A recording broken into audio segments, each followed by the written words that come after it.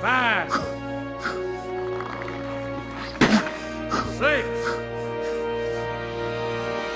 7. He will die young 200 feet beneath the waves, for that is the closest he will ever get to being a hero. Navy divers, stand down. Diver, you will disregard. This is my detail.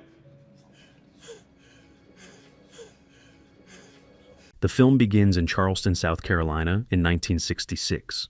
Several sailors are sitting at a train station, one of them in handcuffs with visible signs of a fight on his face. He's watching television when he spots his old black friend on the screen. At that same moment, 2 other sailors make jokes about his skin color and quickly get punched in the face for it. We're transported back to 1943 to a small town called Sonora, Kentucky. A young black boy named Carl is running down a forest path with a stack of books and dives into a lake. The kid is clearly a very good swimmer and reaches the bottom where he finds an old car and examines it. In the morning, Carl calls his father for breakfast, but the man needs to plow the field belonging to the farmer by Friday. Otherwise, the farmer will fire his father and hire another family where even the children work. He himself can't afford to buy his own plot of land. But despite this, he does quality work without extra breaks. And even so, he manages to make sure his son doesn't slack off from his studies. He asks Carl not to live a life like his and sends him to study. My kids go to school. Now go on before you're late. Nevertheless, the boy tells his father he won't go to school today. He'll help his father plow the field, since his hands are already worn raw. I'm not going to school, Daddy. Not today. Not till this field is done. Carl harnesses himself alongside his father, and later begins working on his own. Years pass, and Carl grows up. It's now 1948. The family sees Carl off to serve in the Navy. Coloreds now. I love you. The son promises to come home on leave, but his father asks him to never return here, not to believe promises, and to fight against outdated orders. Because he doesn't want a life like his father's, the Army can help him with that. As a farewell, he gives his son his only valuable possession, a radio. But upon arriving at the ship, Carl learns that black men can only serve in the galley. Everyone jokes about how Carl was promised good service, but ended up in the kitchen instead. One day he sees sailors swimming in the ocean and, breaking the rules, goes for a swim, even though this day is reserved only for whites.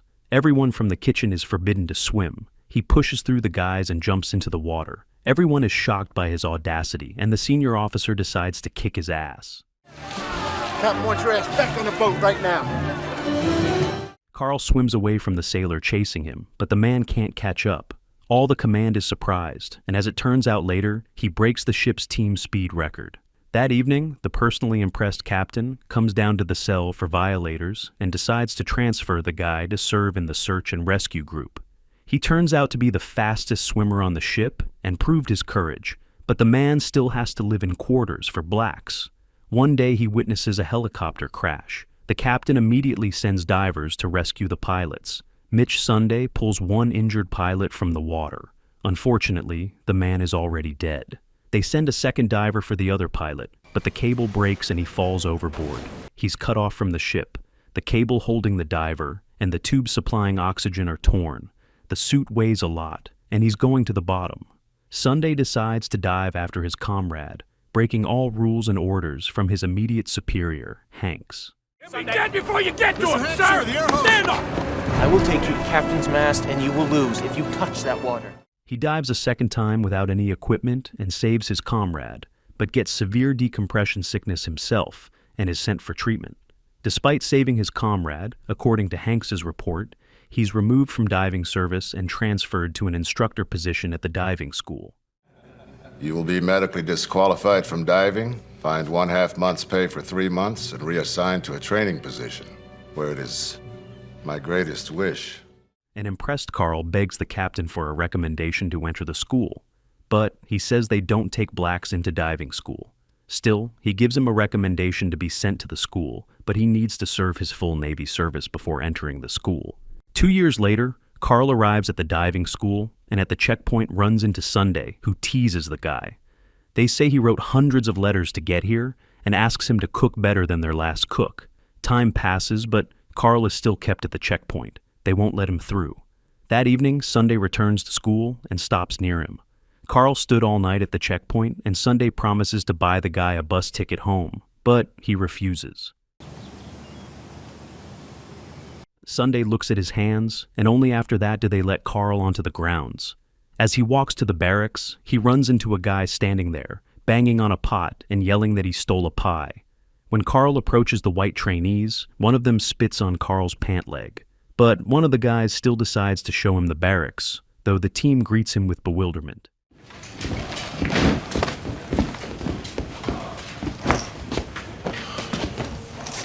Sunday enters the barracks and reminds them that President Truman's visit in '48 abolished racial segregation in the armed forces and demands they welcome the first black trainee at the diving school, Sergeant Carl Brashear. But the other trainees refuse to sleep in the same room with a black man and leave. Only one guy remains, the one who showed Carl the barracks, Snow Hill. Rise and shine, Cookie. Time for training. At night, Carl wakes up from a bucket of water poured on him. It's Sunday inviting him to training. When Carl goes outside, he's met with a stream of water from a fire hose. The instructor asks physics questions while dunking the guy's head in a barrel of water. He intends to prove there's nothing in common between them. Nevertheless, training begins. At the first lesson, Sunday announces that only 3 of them will become divers because divers are the hardest service in the Navy. Sunday gives Snow Hill weights for diving into the water and says he must not surface without orders, and immediately sends him to the bottom. He must not surface without orders. After that, he dismisses the team. Everyone leaves, but Brashear asks permission to replace the guy at the bottom. If he's at fault, there's no need to punish another, and then Snow Hill surfaces. Sunday reminds him he wrote that he could hold his breath for 4 minutes, but only 2 have passed, and kicks the guy off the course. Meanwhile, Carl studies hard to improve his literacy. He failed the test, and if it happens again, he'll be expelled. On his day off, Carl goes to the public library where he meets Joe. He tells her that if he doesn't pass the test, they'll kick him out of school, but the girl refuses to help. She's studying to be a doctor herself, and simply doesn't have time. But coming to work in the morning, she finds Carl with books, and he easily explains Boyle-Marriott's law, which Sunday asked him about. Joe agrees to study with him, and thanks to this, Carl gets high marks on tests. Later, during one of the assignments when divers are learning to patch holes at depth, the vessel shifted and one cadet's hose got stuck, preventing the guy from servicing. The ship kept moving, and his partner couldn't help. Carl volunteers to go down, and in difficult conditions, saves the trapped and panicking diver, whose partner, Rourke, saves himself, abandoning his comrade. But the commendation order comes in his name, and Carl was left aside. The other cadets silently disperse, knowing the truth. Rourke is ashamed and remains standing in his place. Later, Carl is informed of his father's death. He takes this news hard. That evening, when Carl was talking on the phone, he accidentally meets Sunday's wife, Gwen, and she says her husband will kick him out and asks him to help her get revenge. They come together to a bar where school cadets are hanging out, and this causes outrage, but Sunday himself calms everyone down, offering to buy drinks on his tab, and he scolds his wife. A spoiled rich girl doesn't think about others' feelings, and then he tells the story of how he got his pipe from the general. After a major naval battle in the Philippines, one destroyer sank with people trapped inside. Carl suggests rescue methods. Sunday confirms. That's exactly what they did. And he bet the general his pipe that he'd last underwater more than 4 minutes. He saved 6 people. And Carl only saved 1 weakling, and he thinks he's better than him. Sunday challenges him to a bet. Brashear puts up permission for Snow Hill to attend classes, and if the instructor wins, Carl leaves the school. Everyone sees this bet, including Joe. The competitors put on diving helmets which are filled with water. To the shouts of spectators, Rourke times them. And Sunday loses. At that moment, the sound of a car crash comes from outside. It's Gwen who crashed into a wall. Today was their wedding anniversary, but her husband preferred to have fun at the bar. Sunday calms the woman down, and Joe rushes into a taxi. She doesn't need this kind of life. She passed her exams and wants to build a career. Carl notices Joe running to the taxi. He runs after her and confesses his love. But Joe drives away without reciprocating. Carl runs after the car and shouts for her to marry him. When she hears this, she gets out of the car and hugs him. That same evening, Sunday comes to the school commander's office. The school commander can't allow the thought of a black man becoming a diver, and despite Carl's academic success, orders Sunday to fail him on the final exam during the underwater assembly task. The chief petty officer goes to Carl, but he's not afraid of his threats and intends to fight to the end. Enraged, Sunday smashes Carl's father's radio and asks him not to come to the exam. They make it crystal clear that they won't let him pass the exam. The next day, the exam begins. The diver's task is to find parts of an assembly on the bottom and correctly put it together. Carl shows up for the test anyway. Sunday, forced to obey the commander's order, cuts open the bag with tools and spare parts, scattering them across the river bottom. Carl doesn't give up and searches for all the parts in the darkness, in cold water. With trembling hands, he assembles the piece. 9 hours pass. The school commander orders them not to raise him until he stops moving. Sunday asks Carl to surface, otherwise he'll simply die. A group of students gathers on shore. Joe arrives too. And looking into people's faces, Sunday orders them to raise Carl, despite the commander's threatening shouts. Rourke pulls the rope and brings up a correctly assembled assembly. Everyone is amazed that Carl completed his task. And then Carl surfaces. Sunday has no choice and certifies Carl, for which the school commander fires the instructor. Snowhill is readmitted to diving school, and he thanks Carl for it, who finds his father's repaired radio on his bed. Carl receives an assignment to the Brooklyn shipyard and tells Joe about it. She's happy. Finally, they'll be a normal family, but Carl refuses this position because there, he won't be able to get promoted and become a chief petty officer. At this moment, Joe announces she's pregnant, and this delights the man. At a New Year's Eve party, Sunday runs into the same Hanks who once grounded him ashore, and being drunk, gets into a fight. After this incident, the court demotes him in rank and places him under arrest. We return to the beginning of the film, where we see a beaten Sunday in handcuffs watching television. There he sees an accident happening in the Mediterranean Sea. An American B-52 bomber, performing a routine flight, crashed. The plane's crew jettisoned their nuclear payload. 2 bombs were immediately found, but a hydrogen bomb sank somewhere in the sea. While American divers are searching, the Soviet Union is doing the same with submarines.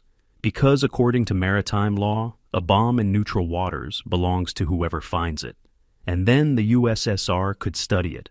Joe hears this report on television and sees her husband, who's part of America's elite diving unit. During the search for the sunken hydrogen bomb, the ship's crew detects a Soviet submarine on sonar and reports it to Carl.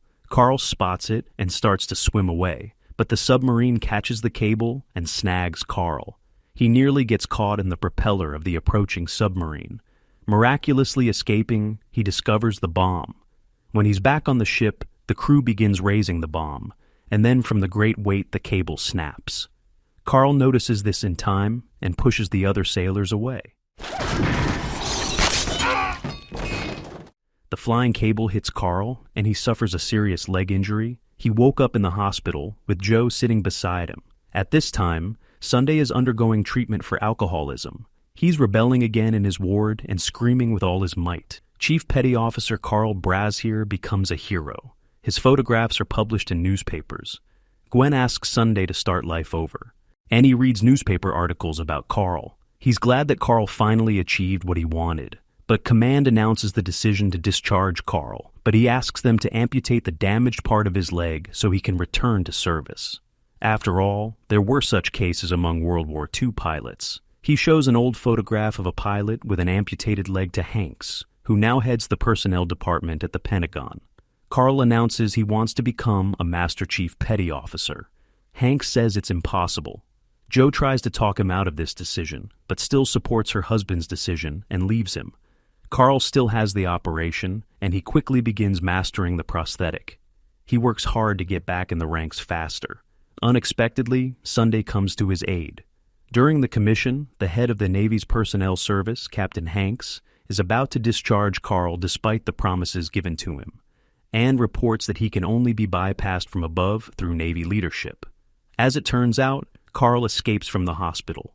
Sunday appears at the commission and asks Hanks for 4 weeks. and then a recertification for Carl Brashear.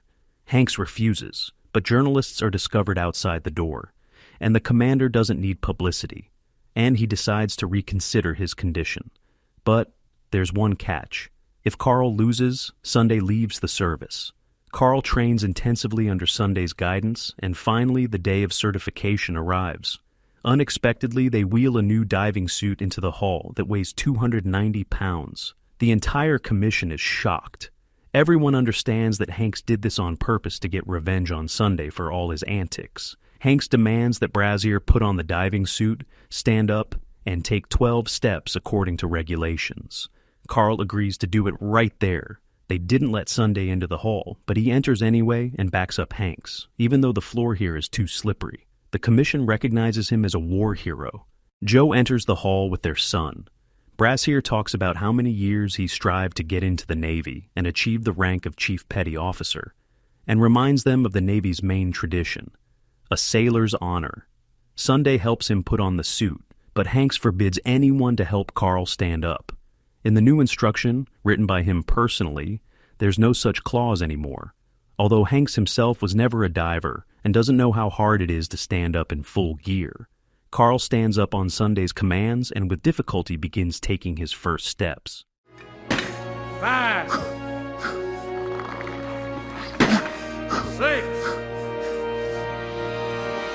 7. Ah, get in that hole, Jane! DJ! Ah, get up there! Sunday motivates Carl, and he successfully completes the task and shames Hanks. The entire hall is amazed. Hanks has to reinstate Master Chief Petty Officer Carl Brashear to his position and not fire Sunday. Not only the hall applauds the men, but the commission as well. The family is restored. In 1968, Carl Brashear became the first amputee in U.S. Navy history to return to active duty. 2 years later, he became the first African-American master diver and served in the Navy for another 9 years. A true story about honor, willpower, and spirit, friendship, determination that inspires and amazes with people who purposefully pursue their most cherished dream.